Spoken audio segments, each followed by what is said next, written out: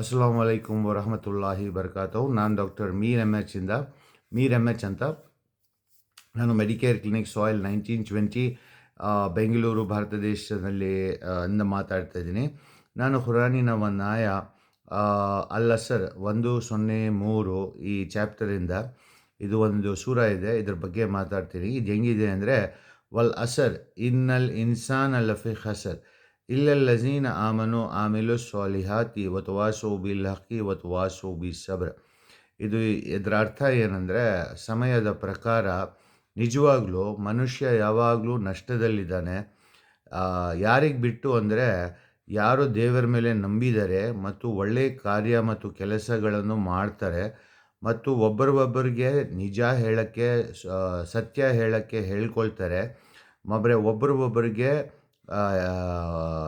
ತಾಳ್ಮೆ ಇಟ್ಕೊಳ್ಳೋಕ್ಕೆ ಹೇಳ್ತಾರೆ, ಇವರೇ ಒಳ್ಳೆಯವರು ಅಂತ. ಅಂದರೆ ನಾವು ಜೀವನದಲ್ಲಿ ತುಂಬ ಜನರನ್ನು ನೋಡ್ತೀವಿ. ಅವರು ನಮಗೆ ಅವ್ರ ಬಗ್ಗೆ ಒಂದು ವಿಚಾರನ ನಂಬ್ಕೊಳ್ಳೋಕ್ಕೆ ಪ್ರಯತ್ನ ಪಡ್ತಾರೆ.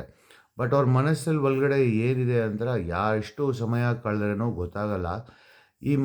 ಬರೀ ಅವರು ಪ್ರಾರ್ಥನೆ ಮನೆಯಲ್ಲಿ ನೋಡಿದ್ರೆ ಮತ್ತು ತೀರ್ಥ ಸ್ಥಳದಲ್ಲಿ ನೋಡಿದ್ರೆ ಮತ್ತು ಸ್ಮಶಾನದಲ್ಲಿ ಅವರು ಏನು ಅಂತ ನೋಡಿದ್ರೆ ಆವಾಗಲೇ ನಮಗೆ ಆ ಮನುಷ್ಯನ ಬಗ್ಗೆ ಅರ್ಥ ಆಗೋದು.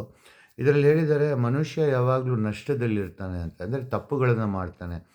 ಅಂದರೆ ನಮಗೇನೋ ಕೆಲಸ ಸಿಕ್ಕಿದರೆ ಯಾವಾಗಲೂ ನಾವು ನಮ್ಮ ಮಿತಿಯಲ್ಲಿ ಎಷ್ಟಿರುತ್ತೆ ಒಳ್ಳೆಯ ರೀತಿಯಲ್ಲಿ ಮಾಡೋಕ್ಕೆ ಪ್ರಯತ್ನ ಪಡಬೇಕು.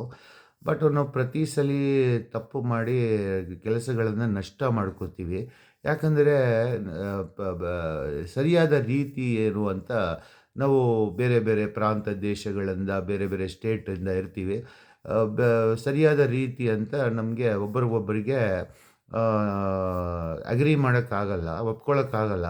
ಅದಕ್ಕೆ ನಾವು ಇದು ಸರಿ ಅಂತ ಎಷ್ಟು ಜನ ಮೀಟ್ ಮಾಡಿದ್ವಿ, ಎಲ್ಲರೂ ಏನು ಹೇಳ್ತಾರೆ, ನಾವು ಬೇರೆ ರಾಷ್ಟ್ರದಿಂದ ಇದ್ದೀವಿ, ಬೇರೆ ಸ್ಟೇಟಿಂದ ಇದ್ದೀವಿ, ಬೇರೆ ಡಿಸ್ಟ್ರಿಕ್ಟಿಂದ ಇದ್ದೀವಿ, ನಮ್ಮ ರೀತಿ ಬೇರೆ ಅಂದರೆ ಜನರು ನಮಗೆ ತನ್ನ ಬಗ್ಗೆ ಒಂದು ಅಭಿಪ್ರಾಯವನ್ನು ವ್ಯಕ್ತಪಡಿಸ್ತಾರೆ, ಇದು ನಾವು ಅಂತ ಹೇಳ್ಕೊಳ್ಳೋಕ್ಕೆ.